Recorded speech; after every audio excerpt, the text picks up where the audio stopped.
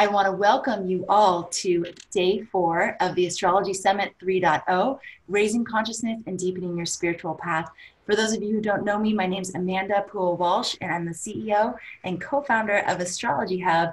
And I am so thrilled to see the feedback that's coming from all of you about this event. It really has become what we hoped that it would. So thank you so much for continuing to write in. You can email us at support@astrologyhub.com. You can put your feedback in the chat. We do read it all and just really appreciate hearing from you. So thank you so much. And for those of you new to the Astrology Hub community, welcome. It's so great to have you here. And hopefully you get to experience just a taste of what Astrology Hub is all about today with this panel. And today we are featuring, let's see, hold on. These 3 amazing individuals right here. Henry Seltzer, whose talk that was released today was on Eris, Haumea, and Makemake. And it's about integrating newly discovered planets into your understanding of self and others. We have Julene Lewis, whose talk was, and still is, Vedic lunar mansions for amplified energy and Shakti power. And then Donna Woodwell, whose talk is about the Skywalkers, astrology's almost forgotten spiritual lineage, and how you can join the tribe. So these are the 3 panelists that we will be featuring today for you to answer questions. If you missed any of the talks from previous days, you still have access for free to yesterday's. And yesterday we had Adam Summer, Becca Tarnas, and Patricia Walsh. And the panel was really, really amazing. If you had a chance to tune into the live Q&A yesterday, the conversation just got really, really interesting. One of the main takeaways, again, there's these themes that emerge from events like this. And one of the things that Patricia Walsh was talking about is how the time that we're in is very similar to the phase in a caterpillar turning into a butterfly when the liquefying happens. So the caterpillar goes into the cocoon, totally liquefies, and then emerges eventually as a butterfly. And so that is what they were saying on the panel, the timing of where we're at collectively right now. So just, and then one of the main takeaways from that is that the liquefied caterpillar has what they call imaginal cells. So these imaginal cells are what actually creates the butterfly that eventually emerges. So one of the main takeaways or things for us to think about is the imaginal cells within us and the imaginal cells that we are as a part of a bigger birth, and just tuning into that vision and what that might look like for you personally and for us collectively. So again, love seeing these themes that emerge and all of the food for thought that it gives us. All right, so I'd love for the speakers to introduce themselves and just remind you all of the free gift that they have available to you. So Donna, can we start with you? Can you just give a brief introduction and then tell us about your gift? Uh-oh, she's muted. Okay. All right, let's start with you, Henry. We'll come back to you, Donna. Okay. Well, my free gift is this Eris report that we did based on the interpretations for this new planet that I wrote and put in the back of the book. And the book called The 10th Planet is a good introduction to Eris, and there's a lot of technical information. But what people really love is when they flip to the back and they see their own Eris position in the house or with planets. It kind of speaks to them. So we think that's a very nice introduction to this material. Yes, very nice. And we know that a lot of people have opted in for that already. If you tried to download Henry's gift early today, you might have had a trouble with the discount code. That's because they had a limited number of reports available and everyone took advantage of them so fast that then the code wasn't working. But they have opened up more reports for all of you, so try it again. All right, but Henry, can you introduce yourself as well? Oh, my name is Henry Seltzer, and I've been an astrologer for over 30 years. Did the time passages software, which was a great way to get involved in all aspects of modern Western astrology, and to kind of, my mission was actually to promote astrology with the idea that if we could just get the culture as a whole to begin to shift, to recognize that magic is afoot, that it's not what we think, it's not the simple materialistic worldview that the culture is currently kind of stuck with, but you know, there's a lot more to it, and we can see the evidence right before our eyes with astrology. So I tried to make it available to people so they could see for themselves. And then I stumbled into researching this new planet, because when they announced it, I thought, wow, it's the same as Pluto. Maybe it's as important in charts, you know, and to my great surprise, I found that it was. And you've done tons of research on that, and it's just really compelling, the body of work that you've put together, and all of you get to benefit from that. So make sure you download your Eris report, which is available to you now, and for the next 2 days for free. If you want to have access to any of the bonus gifts or the talks for lifetime, remember that the upgrade package is available now, which gives you lifetime access to the talks, the audios, the transcripts, and all the bonus gifts to download at your convenience. All right. Donna, do you have sound now? Yes, I think so. Can you hear me? Yes. Okay, then we're doing well. Hi, my name is Donna Woodwell, and I am actually Astrology Hub's senior editor. I love working with Amanda, and I just wanted to say I'm so happy to be here with all of you, because we represent such a diverse cutting edges of astrology. I am a traditional astrologer, so I love the history and researching things. So I love teaching about it. I know everyone here loves teaching. Julene is pulling back in the visual sky astrology, which is so very important, because you can't really understand what we're looking at in a chart until you understand the reference that where it comes from, the sky. And of course, Henry's bringing in what's the frontier. If astrology isn't a dead thing, it doesn't just stop. As we keep expanding, our understanding of what's out there keeps expanding. So the fact that we're all here together with you is just amazing. And so I'm so grateful for Astrology Hub for providing this opportunity for all of us. So as I said, I'm a traditional astrologer. I've been doing astrology for probably about 25 years. And I have been honored to be able to teach at Kepler College, teach at our local university called the University of Texas and their informal classes program. Lots and lots of students starting out with their astrological practice, and now I teach with Astrology Hub, and our new students just getting into this wonderful cosmic tribe of ours. Beautiful. Thank you so much, Donna. All right. And one of the things I love is just seeing, especially on these live Q&A panels, is seeing how the astrologers, it's like we're completely all learning from each other. The astrologers are learning from each other. The audience is learning from you, and vice versa. So it's just, I love seeing the way that it all comes together. So thank you for pointing that out too, Donna. Okay, Julene. Yeah, I agree. It's great to be sitting here with Donna and Henry, and this is wonderful. I have tuned into a lot of the live sessions and the things, and this summit is incredible. This has been, you know, it's been a lot of fun, and I'm, you know, very, very happy and very honored to be a part of it. Yeah. So I guess, let's see, I've been teaching and practicing astrology for like 18 or 19 years now. Western astrology, whether it's modern, a little bit of Hellenistic, Vedic astrology. I love all systems of astrology. I love connecting the astrology to the sky and Sky Astrology Conference, like Donna mentioned. And I love that astrology really provides a lifetime of learning. And I love that there is, you know, a community that is so diverse and has just, there's multiple perspectives and ways to approach things. And, you know, no matter what way we're looking at something, we are who we are, going through what we're going through when we're going through it. And there's just so much to just to learn from the various systems and everything. And I love sharing with the community, and this is incredible. And they're loving learning from you too, Julene. I'm seeing lots of great comments about your talk and what it's opened up for people.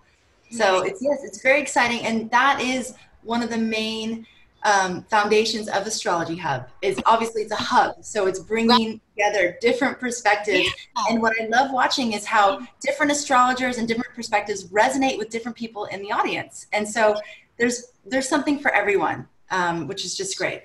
All right, I wanted to read this comment from Stephen Michael, who says, "Hello, the most awesomeness in the universe today happens to be here at Astrology Hub." I just love that. It's so cute. Thank you. Okay, so let's start with some questions. We are giving Inner Circle members priority access to ask their questions. So if you're an Inner Circle member and you have a question, please put it in the chat. If you're not an Inner Circle member or you have no idea what the Inner Circle is, we'll post a link in the chat for you to check it out, and enrollment is open. So if you'd like to join the Inner Circle, you can do so. Okay, so this question is for Henry, and Henry's question, Peter's question is, you talked about the new planets, but didn't say much about their house positions. How do they relate to their house positions? Well, that's a good question. You know, one thing that happened when I started doing the research was I had always been a very kind of Virgoan type of personality. Namely, I'm very detail-oriented, software programmer, a good editor. I'm very good at finding the missing period or the missing comma. And I don't have any Virgo in my chart, and I don't have any sixth house in my chart. That is, until I looked at Eris in my chart, which is located in the sixth house. So I began to get the idea, and it's been proven out many, many times, that particularly for Eris, now the others I'm not quite ready to talk about in the same detail, but particularly for Eris, I understand entirely now that the house that Eris occupies is a significant house in the chart. Freud had Eris in the fourth house. He dealt with the unconscious and diving down below the surface. You know, it's on and on, I could tell you, but the most rewarding thing really in terms of introductory, which I mentioned when I was introducing myself briefly, that I have this chapter in the back, a little cookbook section, and it has Eris through the houses. And what I did was I combined the idea of the archetype, which is a feminine warrior for soul intention.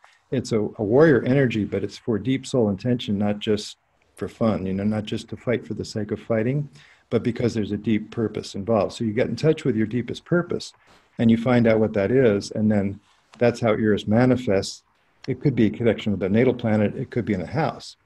And then I wrote these up according to, you know, the standard understanding in Western astrology of what the house is all about. First house identity, second house environment, where the seed falls, you know, how you have your values and your resources at hand, and so on. And I wrote them up from the standpoint of this is a deep purpose for you and it's really important for you. And I get so much amazing feedback from those 12 write-ups. People have said, I printed it out, I put it on my wall. I had a woman, very well-respected astrologer, say, how did you do that? You touched my soul, which was very gratifying for me. So it turns out that by combining the meaning, you know, by just putting the planet in the house and saying this is an important house for you and it has to do with soul intention, that was very, that's been proven out. So many people have really appreciated those write-ups. And I just find it again and again with client work all the time. You know, since the book has come out, I've had so many experiences just verifying my original understanding that I, you know, researched and then expressed in the book. Now, as far as Haumea and Makemake, that's very interesting. I understand them to be a profound connection with nature, and I'm still trying to understand how that correlates in the house positions and in combination with natal planets, although I've gone as far as being able to understand that it definitely has a factor. I've looked at people like Julia Butterfly Hill, who climbed a redwood tree to save it from being cut down and lived in it through the winter storms for 2 years. She lived in that tree. And so, of course, she's very dedicated, very nature. You know, Haumea and Makemake have to do with nature. So you can sort of imagine this house position of Haumea or Makemake, and they're about 20 to 30 degrees apart usually. That would be a place where I'm called, you know, for a more profound connection, a connection to source, a connection through nature to a spiritual reality. And so it is an important house, but I haven't written those up yet, so I can't speak quite as directly about that. All right, thank you so much, Henry. Okay, this is a question for Julene from Cecilia. Julene, will you please tell us what you look at initially when you draw up a client's chart? That's a rough question because a lot of times it depends on what kind of reading. Is it a natal reading? Is it a repeat client that, you know, has specific questions? Because if it's a question-based thing, I'm going to go to the house where the question is around, right? That would be the first thing that I would look at. But I would say that I probably look at the ascendant first. For the most part, natal readings, I want to see where that ascendant is first. Yeah. Okay. Does anyone else want to answer that question? Could you repeat the question? Okay. Well, Yeah, once I said this really question's for Julene, you just like tuned out. Yeah. I just forgot the First, details. when you look at the chart. Yeah. When you first Okay. look at a chart, what are your clues to look into it? Yeah. What do you look at first? I Yeah. think one of the most important things is to look at the ascendant ruler. And you know, that's modified by the fact that if there's a planet rising, that becomes the ascendant ruler or the chart ruler. Of course, you always look at the north node, north and south node, that's important. And then I tend to look at Eris these days because I know how important that is. So just entries into the chart, things that strike you, you know, if you see a tight square, you look at that and say, oh, well, look at that. That's what strikes me. Okay. Donna? Yeah, Julene and I are classically trained in the sense that in the Horary tradition and the Hellenistic tradition, it's the question that's everything. And so how you enter the chart, you can think of it as those 12 houses as like 12 different doorways. And so if they ask a question about relationships, you go in the doorway related to the house of relationships. Or if they ask a question about career, you go in the doorway about the house of career. And so most of my client work, I like focusing on something specific rather than just a general reading. But I would agree with both Julene and Henry. If it's a general reading, you have to start with the ascendant. It's like the tiller on the boat. And so you're going to get the most bang for your buck for getting a sense of where someone's coming from. All right, great. Okay.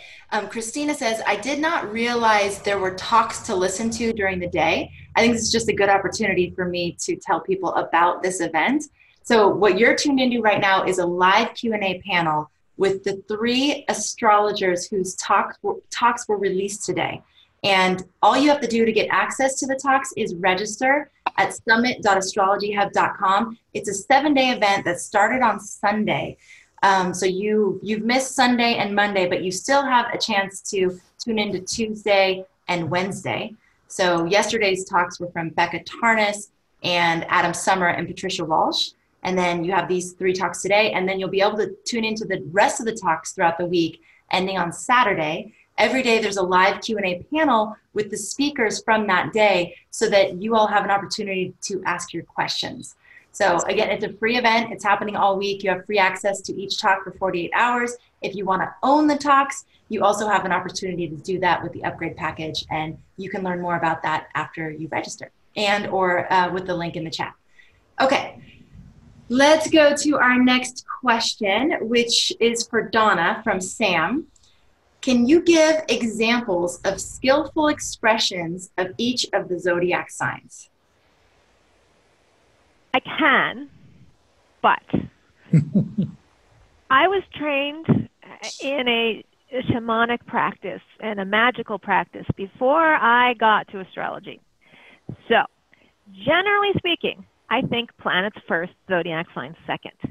So when I work with people on that level, I get them to tune in their planets and express the planets skillfully, and I worry about the zodiac signs as a secondary consideration. And I think that, because I think of the planets as like living expressions. Now, when I go in and start teaching about astrology, I think of all the zodiac signs as polarities of the planets. So Saturn has a light polarity and a dark polarity, and Jupiter has a light polarity and a dark polarity, and so on down the list. And we call these polarities by the zodiac signs that they happen to be around at one point in time in history. So the light side of Jupiter is Sagittarius, for example. The dark side, or the night side of Jupiter, is Pisces. And that colors the way the signs are expressed. So just in a few months, when Jupiter goes into Sagittarius, he's going home to his fire sign, and we are all going to notice the difference, because all of a sudden that upward welling of Jupiter and wanting to connect and wanting to be in alignment is going to get fired up, literally. Whereas when he is in Pisces, it's much, he loves being in Pisces because it takes the edges off of everything. And that desire to connect and reunite with all that is becomes transcendent in a way that he doesn't have the opportunity when he's someplace else. So that's how I think about how to express things, how to express the planet well through the filter of the particular zodiac sign that it's in. All right. Anyone else want to address anything about that question? No, we're good? I love that. I love that, Donna, because I do the planets as the primary as well. Okay, fantastic. All right, question for all of you. This is a general question. What importance is part of fortune in our lives? Or what role does part of fortune play in our lives? How about that? And any of you can answer. I can jump in if you guys don't want to. Sure. Okay. Part of fortune is what they call one of the Hellenistic lots. Okay, so this is actually speaks to what Henry does. Back in the day, when we only had 7 visible planets in the sky. All right, think about that. You only had 7. Right now we have like a plethora. We have 1 million asteroids and 40,000 of them with names and all kinds of new things being discovered in the outer solar system. There's plenty of richness. But when we only had 7, the Hellenistic Greeks were not like satisfied with that, and they wanted more detail, just like we want today. So what they did was they found ways to create calculated positions where you add like the position of one planet to another planet and subtract it from the relationship to the ascendant. So each one of the planets had a kind of a place where it would express itself in physicality. And so there was a lot of the sun, a lot of the moon, a lot of Venus, a lot of Mars, and so on. And as time went on, they kept adding more lots. There got to be hundreds of them as well. So the part of fortune is actually the lot of the moon. So you have to think of it as the place where the moon's energy comes into physicality. And you get into really the philosophy of the difference between the bright sun and consciousness and the dark moon that reflects everything. So it has a position of what you manifest in physicality as a result of the actions of your soul. And so it has a very karmic position in that sense. But it can involve, rewards and material things as a result of the actions that you've taken at some point in time or the other, as opposed to the part of spirit, which is the lot of the sun, which is things that are given to you because you need them to get where you're going in this lifetime. I hope that makes sense. That was useful. Thank you. And I wanted to mention too that there's, which Donna knows quite well and didn't mention, but there's a night formula and a day formula, right, Donna, for the part of fortune. And I like to use those, even though it comes from traditional astrology. Not everybody uses it. We give an option in the software, but yeah, it's nice to look at it that way. If you're in a nocturnal chart, the part of fortune is in a different place. It exchanges places with the part of spirit. And I've always felt like the part of fortune, it's so interesting that it combines ascendant, sun, and moon, which are the 3 kind of major things we think about when we think about the signs of the chart. And it's supposed to be kind of a place also, besides the technical explanation that Donna gave, which was really complete, just where you find your happiness as far as the part of fortune goes, as the name implies.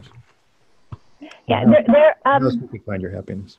Who wrote, I'll remember her name. There is an astrologer out in California who wrote a good book on the part of fortune. If I have a second here, I'll fish around and see if I can find it. Brilliant. Okay. Julene, did you want to add something there? I don't have anything additional. We're getting some feedback from your mic. Yeah, Donna, thank you. I think you're aware of it. Okay. Wanda asked, and I think this is for you, Henry, is the Eris energy correlated to the warrior energy as her own essence? And is that doubled being in the sign of Aries? It's interesting. Everybody asks about Aries, but that warrior energy is definitely very much true when Eris was in Pisces, which is, previous centuries. Since 1920, Eris has been in Aries, so that we don't have a lot of comparisons in modern lives, people that are alive today. But by going back to historical lives, we can we can look. And, you know, for example, William Blake has a very strong Eris position, and also a strong Uranus and Pluto, for that matter, which are in square, pretty sure, yeah, square. And he has the Eris in Pisces, and boy, he sure was a tough character at times, you know, when you read his biography. So I'm pretty sure that the Eris warrior aspect is the nature of the planet itself, or herself, as a feminine warrior energy. And Aries, of course, is a good place for a warrior to be. So, I mean, that kind of amplifies it. And we certainly are seeing in this era so much of the rising feminine, you know, which is, of course, also the discovery period of Eris. This century is when we found Eris. When I say we, I mean the culture itself discovered Eris. And boy, you sure see the rising feminine, don't you? I mean, you got the Me Too movement, you've got the Women's March on Washington. I say these things all the time, but it's just, to me, it's fascinating to see Eris rising in the culture. Okay, question for you, Julene. Can you please, from Claire, can you please explain knots once again? Did she mean the Gandanta that I was talking about in the thing? Is that what she meant by knots? Knots with quotation marks. I'm not sure. Yes. Okay, so I'm assuming that's what she meant.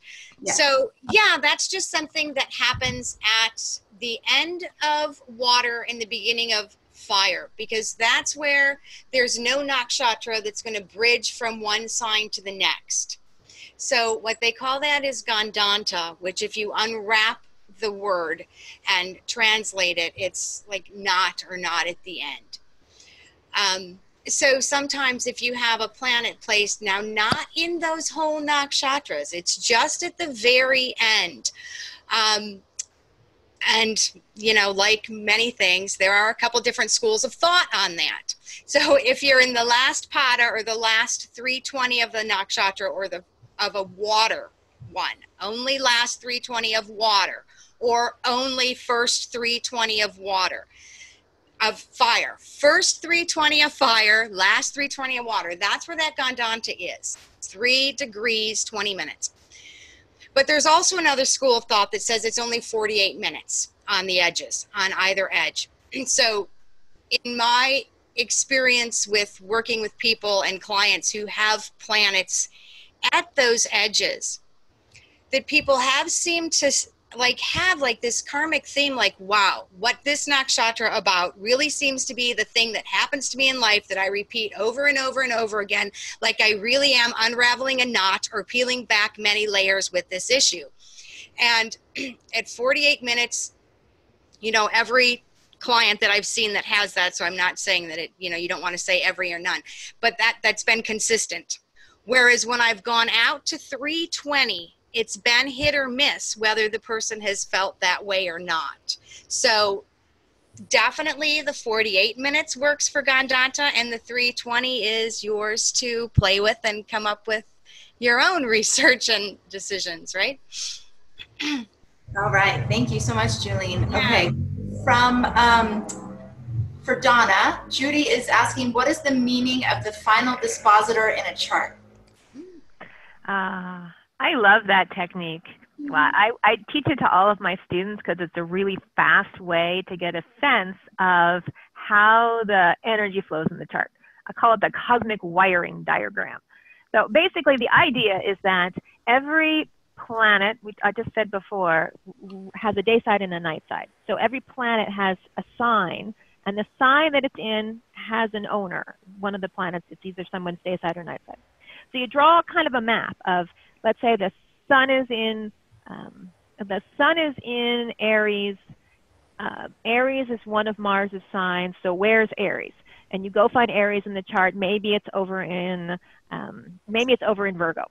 So to Sun in Aries. Yeah, sorry. Sun in Aries to Mars in Virgo, and then Virgo is owned by Mercury. So then we go try to find Mercury and where that is in the chart and go, oh, okay, it's over there in Pisces. So you end up with this sort of looping around of how all the planets relate. And in some cases, they'll all come down to one planet. In some cases, they'll have two planets swinging back and forth. That's called a mutual reception. Sometimes they will go off in different directions and have two parts that aren't connected at all, and sometimes they form big loops. And so once you really understand how all the pieces are fitting together, you can kind of get a sense of the chart really quickly. And so for people who have one planet, like I do, a final dispositor, which happens to be Mercury, my life is, see, he laughs. All I got to do is do that, and they laugh. Because it's kind of who I am. I am constantly reading. I'm constantly talking. I went to school to be a reporter, and then I ended up being a marketer, and now I work for astrologers and astrology hubs who are also marketers. It's just Mercury thread, one after the other. So you can see that in someone's life when they have a really dominant planet. If they have two of them, I'll pick on Amanda. She's got a mutual reception between Sun and Saturn, and so she's constantly playing out the Sun and the Saturn, the bright light, but the bringing it down to earth and being pragmatic and practical, because that's the central axis of our astrology chart. So if you have a whole bunch of planets, I just had a client a few days ago who had a lot of loops. Everybody was reporting to everybody else. And I said, okay, I'll borrow Kevin Burke's description. It's like having a board of directors in your head where everybody is a star and they all want their say. And so, of course, you're going to feel like I could do this and I could do that, or I could do this, or I could do that. And just seeing how these conversations are playing out in a way that kind of is amusing and visual gives you the chance to see yourself a little bit differently and maybe brainstorm some ways to work with it creatively. Donna, this might be a good opportunity to address Kathleen's question. She says, Amanda, could you mention what courses we could get from the astrology? I love it. She said astrology club instead of astrology hub. Do they lead to certification?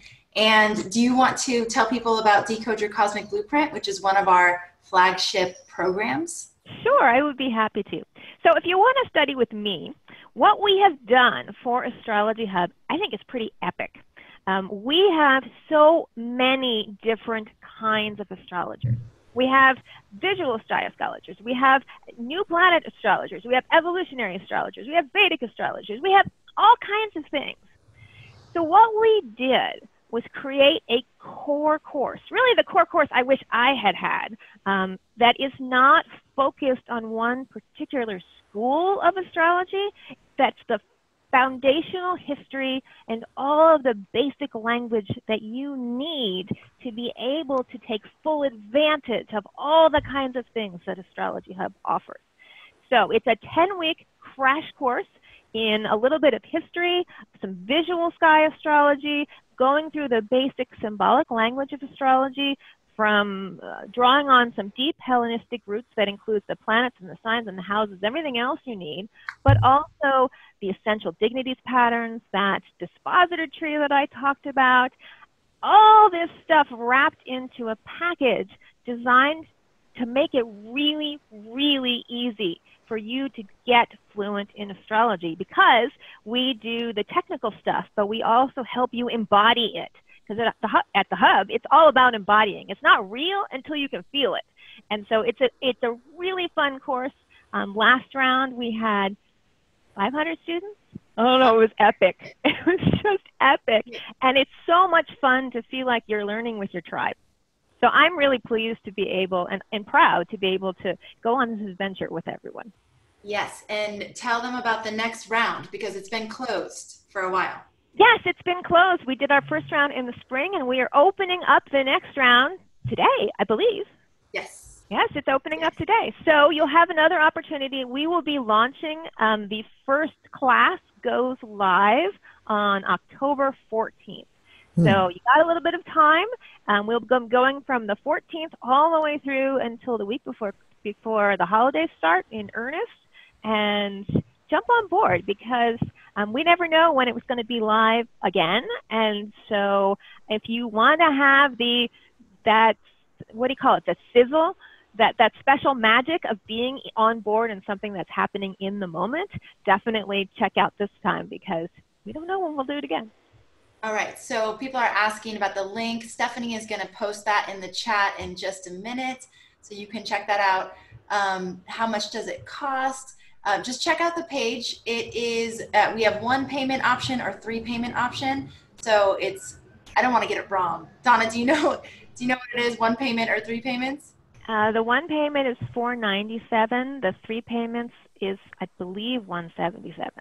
Okay, I think so too. Okay, so there's the link. And I just want to thank John and Yahava and Julie and Kalenika and Sally and all the people that are literally like just going crazy over your class, Donna. We have a lot of decoders. What's we call you? The decoders are in the chat room talking about it. So if you want to find out more information, just listen to them. And yes. and the thing that's epic about it is that every time we add new stuff, and we do, like every time we repackage things and we have new ideas, we put them in the course. And even if you paid for it before, you still get them and you don't have to pay any extra. So all the new things that we added for this round, guess what? All of you get to tune into it, and you're really going to have fun because all the questions that you had, we have found ways to address, and it's going to be fun. All right. Okay. And so then I'm going to talk about the other offerings from Astrology Hub later, just so we can get to more of the questions. Okay. So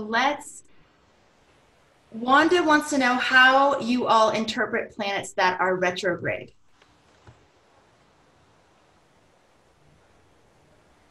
Well, go ahead. Julene, go ahead. Okay. Yeah.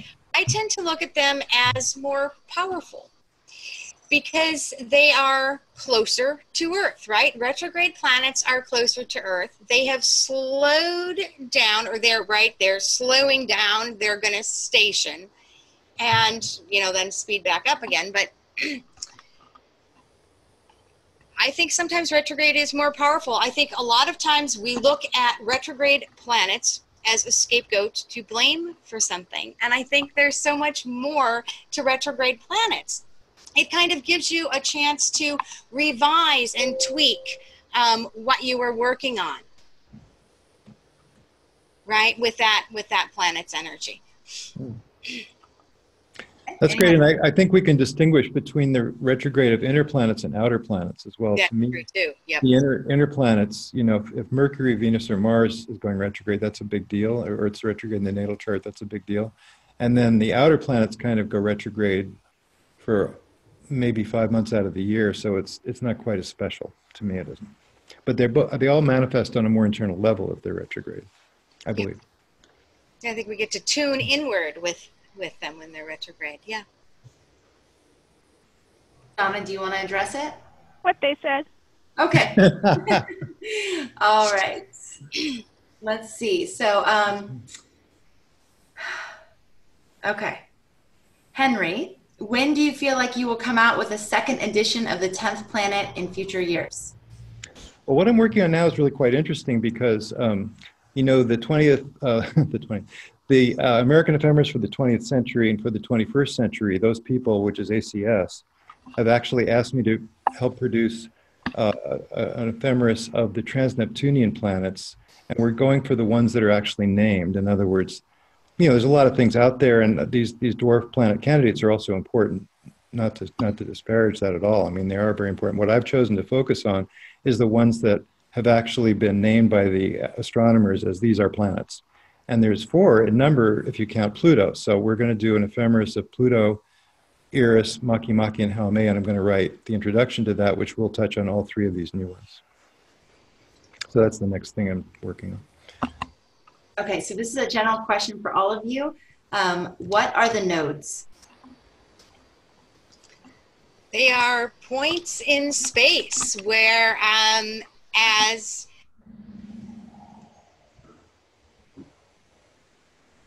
Uh-oh. Uh-oh, what happened? Ooh, we lost her. Okay. She's frozen. I was going to let Julene do it since she's a Vedic astrologer, and they're really important in Vedic astrology. I know. So yeah. what would you say? Okay, what would I say? So the nodes are the places where the apparent path of the sun, which we call the ecliptic, crosses the path of the moon going around the earth. And so why they are so important is that they are the places that determine where eclipses happen in the sky. And so Vedic astrology is all about having the nodes in really important places in Vedic astrology. Remember I said that there are 7 visible planets? You know, in Vedic mathematics, the number 9 is really, really important. Like, you can't underscore that enough. And in order to get to 9 and make all the Vedic math jive with astrology, they kind of promoted the nodes, they call them Rahu and Ketu, to semi-planetary status. And so their movements were their way of adding extra important points to kind of give a little bit of a flavor of a Neptune and Pluto feel to them if you use them in Vedic astrology. So in the eclipse course, another course that Astrology Hub does, there's nodes all over the place because they're where eclipses happen.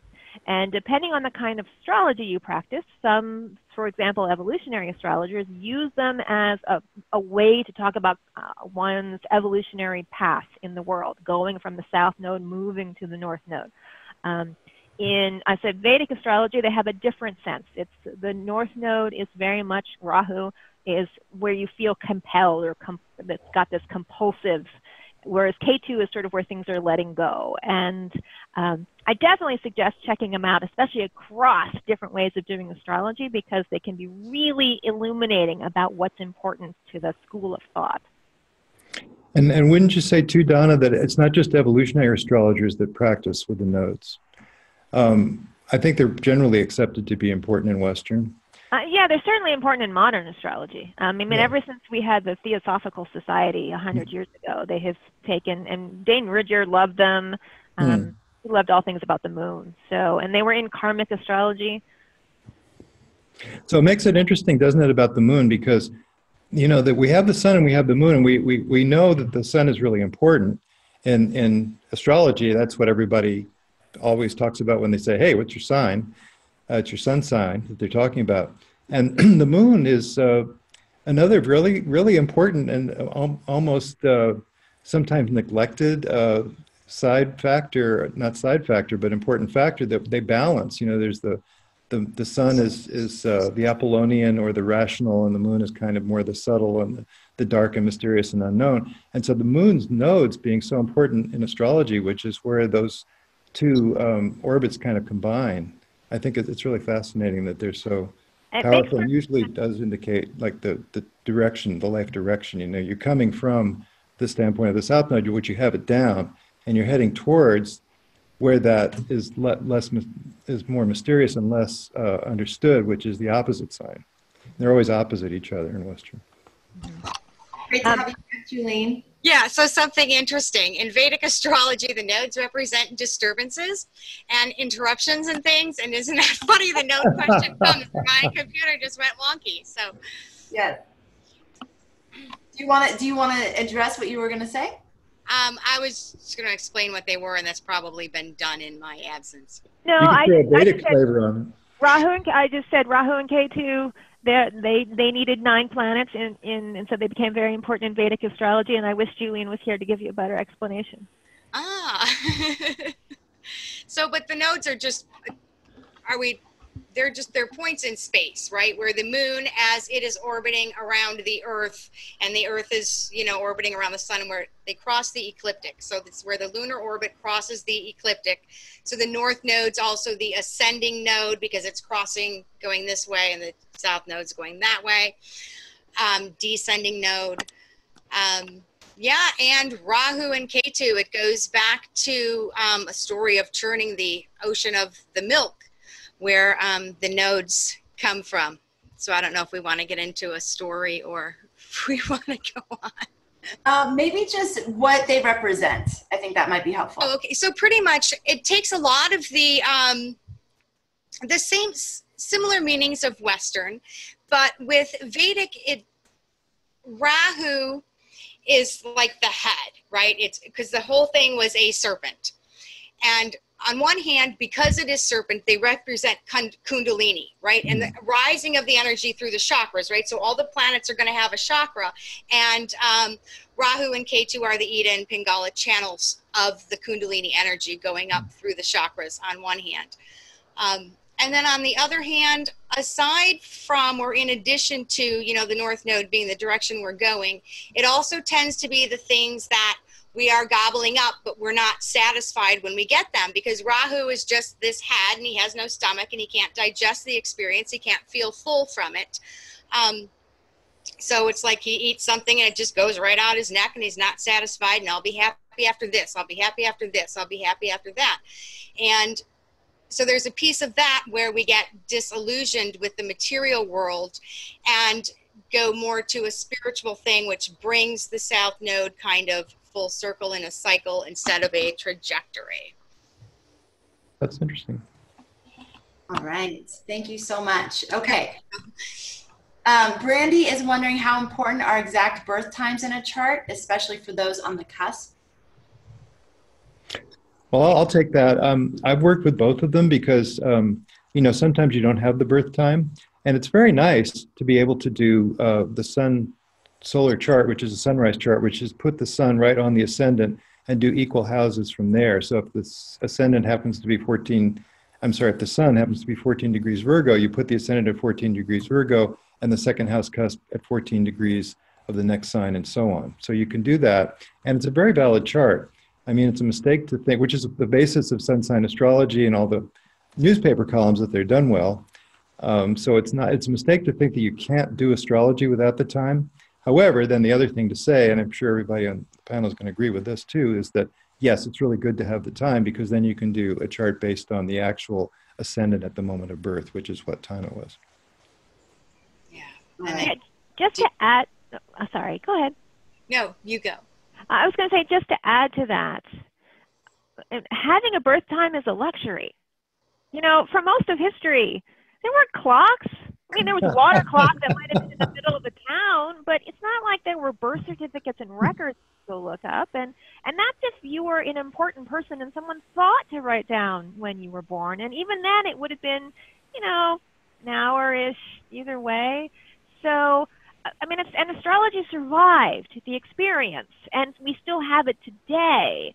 So, yes, I think we all agree as modern astrologers, it's awesome to have a really accurate birth time because you can make some pretty kick-ass forecasts from that information. But you can also tell a lot without it, whether you use a solar chart or whether you use what's called horary astrology, which is a chart for the moment you ask the question.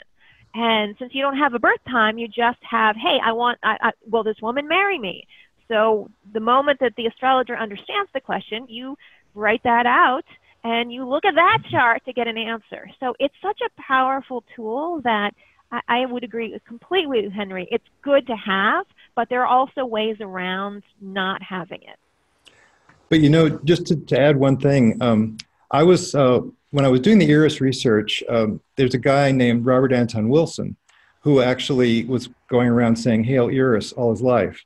And they had the Discordant Society. And I thought, this chart has got to be significant for Eris. Well, it wasn't. And I was a little disappointed about that until I realized it was the wrong birth time, because there was a it was really interesting what happened. There was a notification in the internet that he was somebody that knew him and was told what his time was. And the time was told 6 p.m., which is the wrong time, but it also said Leo rising, which would have been 6 a.m. I might have that backwards. But anyway, the AM, if that's the wrong chart, was the one that was in Astro Databank, but the PM, 6 p.m. chart is actually the one that was accurate according to what Robert Anton Wilson had actually said to this person about his being Leo rising. And when I did that other chart, magically everything lined up. The moon lined up with Eris, and it was like, oh, and the Eris was in the 9th house, which is so appropriate for Robert Anton Wilson, who was such a deep thinker and investigator of all kinds of occult materials. So it was really beautiful to see that chart just kind of gel and go into focus when we had the right time. You know, this comes back to the astrology being the dance of technique and intuition. And I know the more I do astrology, the more I come to the idea that there is way more to the nature of this existence than I can possibly comprehend. And because we're like living in this giant information matrix, and astrology helps you key into that.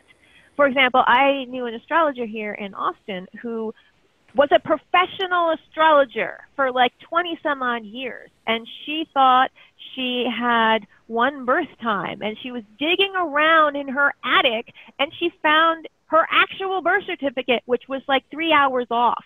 And so all of a sudden she had a different rising sign, and she was not pleased about this. But I was like, how awesome is this? You get to learn a whole new side of yourself, because all those stereotypes that she'd had about what her life was supposed to be like were shattered in that instant, and she was like reborn. And it was really exciting. And in fact, she actually moved someplace else and started this whole new path that she was on. And I thought that was pretty amazing, because the universe sort of sorted itself out. And yeah.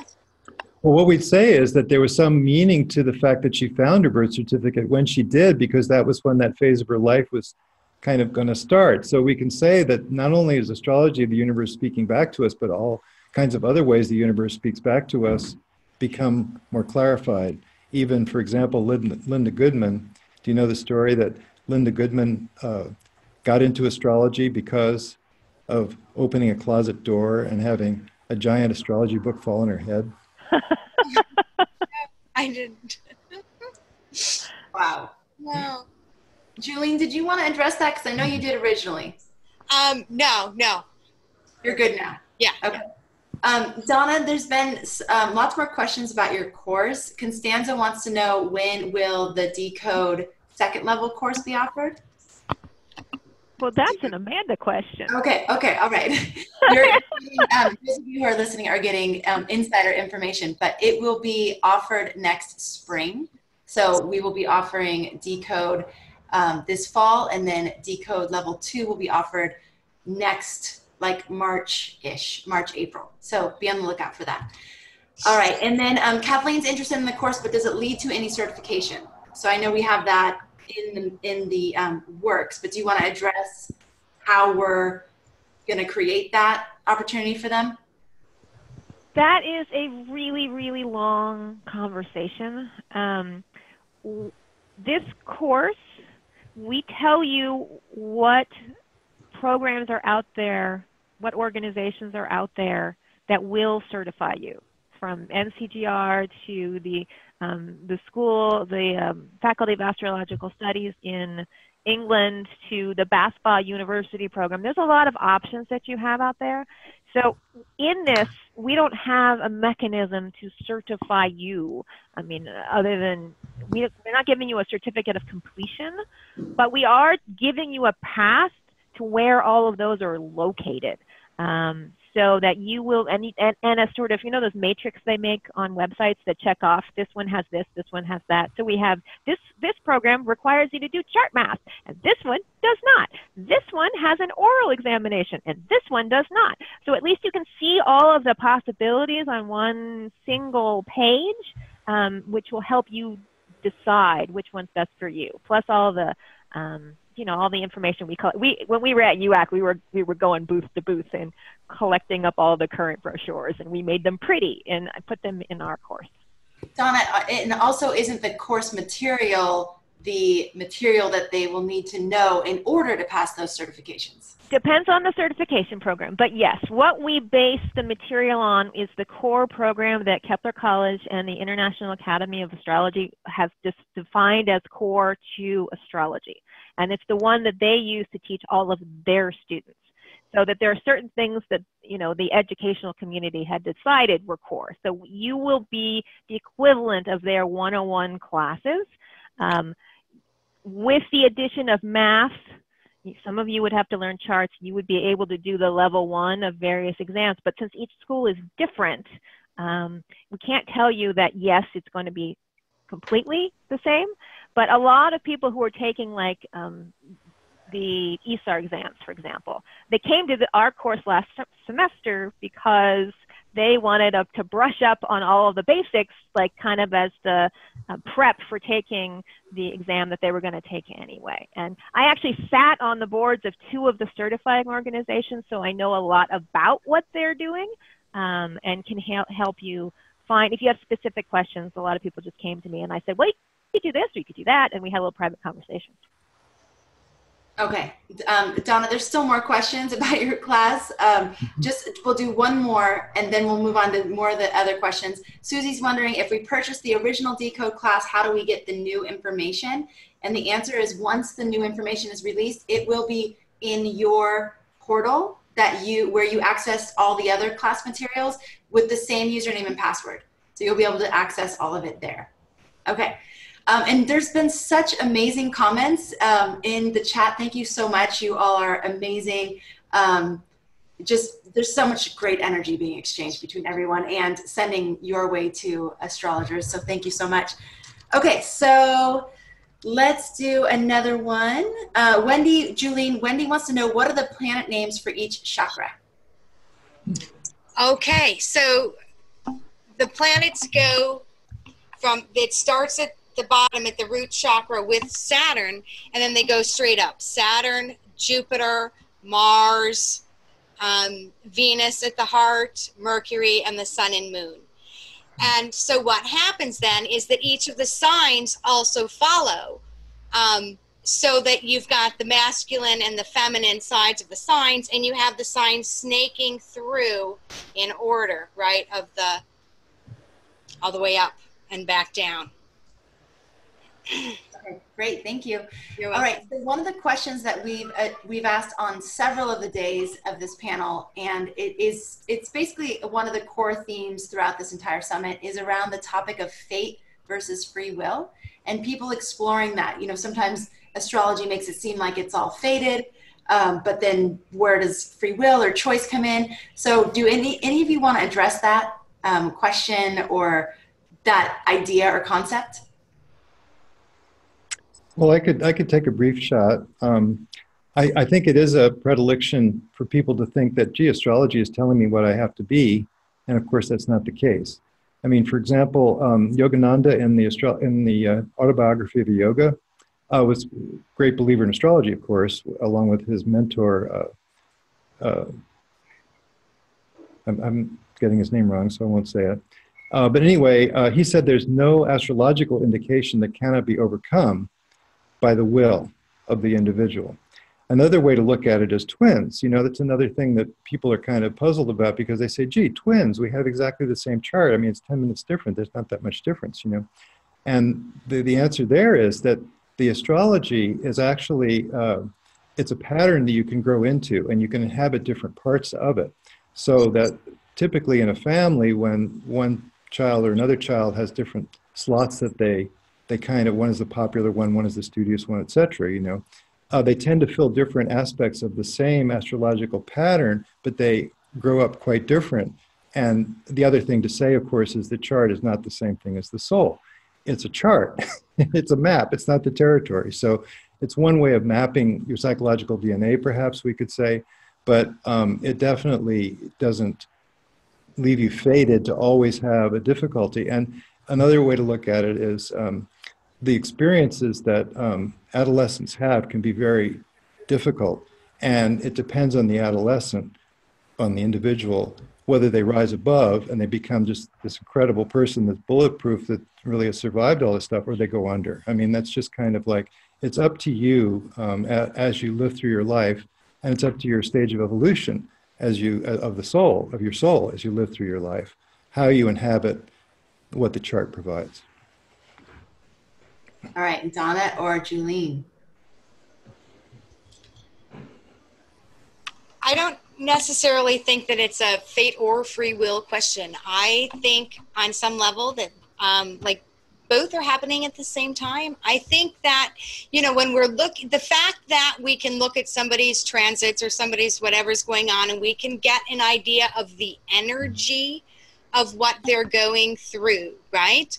But we can't see the exact details, and we can't see exactly what the person does with it. So on one hand, I think that the choices that we make, the way we look at what's happening to us or with us and what we're doing with this, it's a dance. It's a dance between the two. We are constructing our fate with our free will in some sense, right? Is kind of what I think. I don't know what anyone else thinks. I think, I mean, anybody who does astrology for a while is going to come to the same conclusion. Astrology is about the dance of polarity. It's the polarity of night and day. It's the polarity of sun and moon. It's the polarity of fate and free will. And in a sense, the sun represents free will. It shines out, whereas the moon always reflects the light of the sun. It's the faded part. It's not, doesn't have any light of its own. It's just reflecting back. And so we've built the entire system around the dance of fate and free will and how they work together. And if you go way back to like the myth of that guy, you know, that philosopher called Plato, you know, famous guy, kind of was founder of Western civilization in some ways. He talked about astrology in the myth of And in that myth, basically, when you decide to incarnate, you look around and you find a chart that fits the needs of the questions you want to explore in a lifetime, and you grab it and you jump. But they suggest the warning in the myth is that it doesn't matter if you go and you like grab a chart for a king or a sultan, you know, you might have a harder time fulfilling that destiny because you'll be tempted by all those kinds of things, rather than having a chart of a poor person, but you have to develop your grit and your truthfulness and your integrity, which will move you more further on your soul path. And so to be very careful when you make those choices, because you won't make them as wisely when you incarnate. So back to the whole dance of fate versus free will, they're so locked up that they're hard to separate any more than like the two sides of a coin. Yep. All right. One more question. If you guys are, I know we're 1 minute over. Are you okay staying a couple of minutes longer? Okay. All right. So this is from Catherine, who is an Inner Circle member. She says, she asks, do any of you incorporate numerology in your readings and interpretations? And if so, how? Is that a no? No one does? I typically don't. No. Okay. They don't. Do you incorporate any other types of divination into your work or your practice? I like to work with tarot cards. Okay. Sometimes. Yeah. Okay. Yeah. Tarot cards they're a nice complement to astrology. They're probably the easiest complement to astrology because they're built on they're very close to what astrology was talking about. Of course, there's always the little voices in your head. They count as divination. Yes, they do. All right. Well, thank you so much. Is there anything that you would like to leave the audience with today? Well, I think we could say that to me, the essence of astrology is that it's such a magical reality that takes us right outside, as was alluded to in our discussions earlier, that takes us right outside of the ordinary materialistic worldview, and it's so important to get beyond that. So I think that's what is important. Julene or Donna, would you like to leave the audience with anything today? I just hope that we are leaving you inspired to, to continue to learn, because there's a lifetime of learning with astrology, and just to continue, to communicate with, with other astrologers and plug in and look from different perspectives. Astrology has so much to offer, and it's a wonderful time to be alive with all of the sharing of the knowledge that is going on, and all the translations of ancient texts and the discoveries of new planets. And, it's incredible, and enjoy. Thank you. Donna? And I wanted to thank you all for tuning in. This is so much fun, and it's enlivened because we have so many people in the family now. I mean, I love our tribe. Our tribe is epic. I feel like we're all cosmic adventure together. Yes, we are, and we're growing. We, like I said in the beginning, we have almost 13,000 people that have joined this event. Wow, that's great. And I love it too, because we always put out a topic, and it's like, are people going to like this? I hope so. The last summit was health, wealth, love. Well, astrology secrets for health, wealth, love, and your spiritual path. And at that time, we had about 8,000 people. And so now, raising consciousness and deepening your spiritual path, 13,000 people are saying, yes, I want to know more about that. I want to know how astrology and science and spirituality all come together.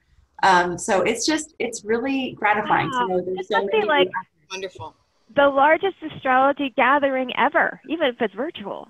Well, actually, the global eclipse meditation we did last year was 14,000. So that Well, was. we got another week. So everybody listening, go tell your friends and make sure they sign on, because if we get over 14,000, then we are truly. Yeah. So you still can actually register. You still can share the event. We have 3 incredible talks coming up tomorrow with Nadia Shah. She's talking about astrology and synchronicity, aligning with the rhythms of the universe. We have Ron Baker, who's going to be talking about using astrology for practical and proactive fulfillment. And then we have Vic Dakara, who's talking about life lessons from the Vedic stars. All 3 of these talks are so solid. You're going to love them. If you can make space in your schedule to watch them, that would be fantastic. And if you want to share this event with your friends, it's not too late. You can just share the link summit.astrologyhub.com. That'll bring them right to the page where they can put their name and email address and join the event. And they'll get alerted when the new talks are available tomorrow. Plus, they'll be able to watch the talks from today. So it's definitely not too late. We still could get to 14,000. We'll see how that goes. And then a reminder to all of you, if you want to own the talks, you still can do so. Right now, the best pricing is available to you during the event. It's $97 to own all the videos, all the audios, all the transcripts, and all the bonus gifts in one easy personal library for you to access whenever it is convenient for you. So check that out as well. The link to upgrade is also in the chat. So also mark your calendars for tomorrow. We will be having our live Q&A panel with Nadia, Ron, and Vic tomorrow at 4 Pacific, 7 Eastern. And what else? I think that's it. All right, everybody, thank you so much for being here. Thank you for tuning in. Thank you for being a part of this event. And thank you as always for making astrology a part of your life. We'll see you tomorrow.